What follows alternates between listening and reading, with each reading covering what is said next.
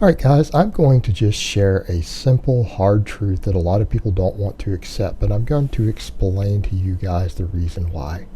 Your favorite fitness YouTuber is probably a fake Natty. And, that doesn't mean certainly, it means probably. And you know what? That just is what it is. Accept it for what it is. It's not intended as an insult to these guys. It is simply explaining that YouTube is a business. People who are fitness YouTubers make pretty good money. Again, you guys would be surprised at how much money most guys are making doing this just off the ads before we get into merchandising, supplement sponsorships, affiliate programs, all of that. Fitness YouTubers make a lot more money than most of them pretend they do, and I know this firsthand. It is a very competitive market, and for a lot of guys, using a little bit of drugs, not necessarily a lot, a little bit, grants them a lot of leeway in their training and nutrition knowledge that allows them to look the part. And you need to understand that for most people out there who are surfing through, the very first thing they notice is how jacked or how aesthetic or any of that the guy they're looking at is. That's what a lot of people judge it on. Therefore, guys who claim Natty while using stuff are at a very, very distinct advantage. And what you also have to consider is there's a genetic component. Now, does that mean every guy who looks amazing on YouTube is automatically on stuff? No. The majority are. And when you look at the financial motivation to do so, it makes sense that they would be. Again, when guys are making good money, when you start making 50 grand a year, 60 grand a year on YouTube, and you realize that using just a little bit of stuff could double or triple or quadruple your income, all right, that creates a strong incentive to do so. And when you see guys who make progress over the years, that's usually a dead giveaway. If a guy already has a base, a solid base built, they look good, they look impressive, they're in shape, and they continue to make gains year after year, noticeable gains, again, that's a selling point because people assume they know some magic secret. It allows them to have further outreach. But the truth is, guys, once you've been training at least 3 years, you are very, very, very rarely going to make noticeable progress year to year. In other words, it usually will take 3 or 4 years of additional work for anyone to change how they look short of losing fat. Again, short of losing body fat, any sort of recomposition or muscle gain is going to go so slow that to see a noticeable difference at that point, it's going to take several years. And you just need to look at charts on what's been studied in labs, even looking at athletes, recreational lifters, everything else, of how much muscle they gain year after year. You get very quick diminished returns. You're going to make 90% of your lifetime gains if you're training hard on a good program in the first 2 years you're in the gym. And it's going to start cutting down dramatically after that. By about that 3rd year, you're going to have made over 90 to 95% of the muscle you're going to gain for the rest of your life. Doesn't mean you can't gain a little more, but you're going to have to train for 3 years straight to replicate the gains you made in your 3rd year. And when you understand that, it starts to make sense why a lot of these guys need to do this to stay competitive. Otherwise, they're going to look the same next year.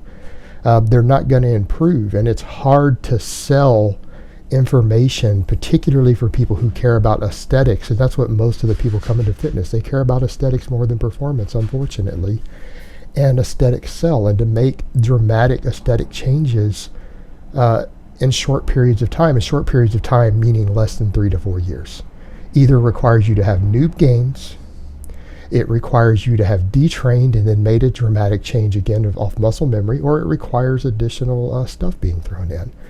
And so, again, when you understand from a marketing perspective, it makes sense for guys to do this or to add things, in particular if they started Natty. And here's the thing, if most of these guys looked good when they started out, they got their foot in the door on YouTube, they're probably relatively genetically gifted in terms of their aesthetic structure, muscle insertions, or else they wouldn't already look good. Then to make further changes, they usually go on a little bit of stuff. Not saying they're all using a lot, but what you guys need to understand is that most of the guys who admit to using anything are abusers. They're not using conservative amounts, and so therefore it creates this idea, and again, it makes it easier for guys to pull off. It creates this idea that everyone who uses anything is massive and jacked and everything else, and you don't understand that. Look at the guys who admit to stuff. A lot of them are using a couple grams or more a week. I mean, look at Jerry Ward's old stack. He was using 2 grams of gear plus growth hormone plus IGF-1 to look how he looked and to be at the size he was at. Isn't it fair to say that people who are more conservative are probably going to gain even slower? It's just going to refine their look a little bit. But that refinement becomes marketable. Now, does it mean that everyone's on? No, there are genetic freaks out there, guys. There are people who are genetically gifted. That's the real world. That's reality.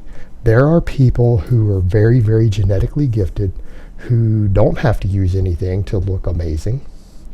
In fact, there are guys so genetically gifted they don't even have to train that hard or that smart to look amazing. You know what? We're all given the hand that we are dealt. There are talented athletes out there who the coaches are shocked at how lazy they are, who end up going pro in a sport. And their coaches are like, man, that guy's just lazy. He's just so gifted, he doesn't have to train as hard as the rest of the team. It's the same thing, guys. And I mean, a perfect example, I used to have a guy who I was his supervisor. I was his supervisor, and he did a manual job. And, you know, I asked him one day, because he was older than me. He was late 30s. And I asked him, hey, man, you know, what's your training look like? Because I just assumed the guy had been lifting weights for 10 or 15 years. And when we started chatting about it, he's like, I've never been in a gym. I've never lifted weights. And I thought he was joking at first, and I started chatting with him. He's like, no, because I noticed he just ate whatever. Like, he ate regular old food at lunch breaks and everything else. The guy ate fried chicken and sandwiches and, you know, drank soda. The guy drank soda and stuff.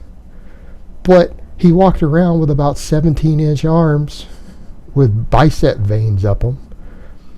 Those thick, full triceps. You know, triceps you would expect of a guy who benches 350 plus. And the dude had visible abs when he took his shirt off at work one day. You know, and his name was Ricky. And I remember asking him, like, Ricky, I mean, what's your training look like? And he was serious. And I thought he was joking. I'm like, you're kidding, right? You're messing with me. And he says, no, man, I've never worked out. I've just gotten bigger just working. He's like, I mean, I always looked big. People always thought I lifted. He goes, but, you know, I didn't even play sports in high school. I didn't play football. I didn't play anything. You know, I played a little pickup basketball, but I didn't play on a team. And, you know, he goes, just physical work, just work. My job has just made me just gain, you know, another 10 pounds or so.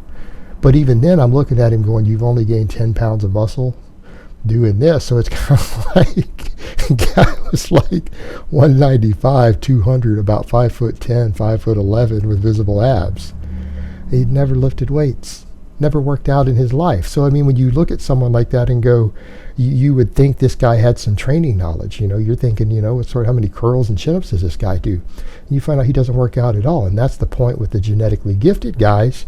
Yeah, there are guys out there like that. They're genetic freaks. They exist. They're about 0.5% to 1% of the population.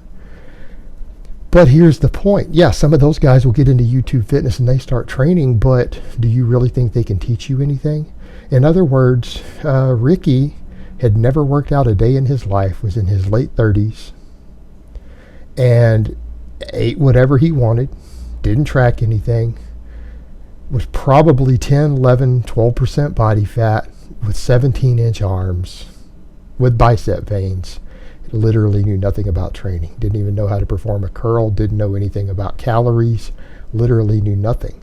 So had a guy like that started working out, that's a guy who could jump on YouTube and start giving training advice. Do you really think that person's advice or what they do is going to matter to you? So that's kind of the other side of the coin. When a guy does look that amazing, it probably doesn't matter that they are natty, because is their knowledge going to be any better? Because there's guys like him who look better than the average steroid user. That guy looked better and had a more impressive physique and more muscle mass than over half of the guys I know who use gear and who train. So at a certain point, when you get someone who is a genetic freak and they start training, do you really think what they learned with their own body is going to be useful to you? Does it even matter that they're natty when they're more impressive than most guys who are enhanced? Does it even matter at that point? Are they going to be a more valuable resource than the guys who just blast a bunch of gear and don't know anything? Probably not. So the thing you've got to remember at the end of the day, it probably doesn't really matter. Yes, most of the guys who are on here are probably fake natties. A few of them aren't. A few of them really aren't that impressive, and that's okay. They maybe still have some good knowledge. Some others are just so genetically gifted that they don't need to use anything to look better than 80-90% of the other fitness YouTubers. But the point is, rather than base it on all that, start looking at knowledge objectively. Look at what these people have to say. Look and see, is it makes sense? Is what they're saying going to work for the average person, or is it only going to work for the genetically gifted person or guy on drugs? Because just because a guy is using some stuff doesn't mean he doesn't understand biomechanics. So just step back and look at everything objectively, but remember at the end of the day, the way that a guy looks may not be useful for his advice getting you to look the same way, because you may not be using the same stuff he's using, and you might not have the same genetics he has. And at the end of the day, those things do matter. So all you can do is step back, assess the knowledge yourself the best you can objectively. And you know what? Some of these guys, maybe you don't even follow them for their knowledge. Maybe you just find them entertaining. And there's nothing wrong with that. Nothing wrong with that. And remember, guys, at the end of the day, YouTube fitness is a very competitive market. It is a high-paying market, and there is a strong financial incentive for guys to use stuff and lie about it. And people say, well, he wouldn't do that. Are you sure about that? I think there's a lot of people out there who don't mind telling a little white lie to make $200,000 or $300,000 or $500,000 a year. Sit on that one for a moment. Just because someone portrays themselves that way, that they're always going to be honest, doesn't mean they won't lie for $500,000 a year. And ask yourself, if you were in their shoes, would you lie? Would you lie a little bit to make $500,000 a year? Probably. Maybe you wouldn't, but odds are you would if you were put in that situation. So just accept it for what it is. It's not an insult. It just is what it is, guys. Alright, guys, but that's really all I have to say on that today. I hope it's been informative, and I will talk to you guys next time.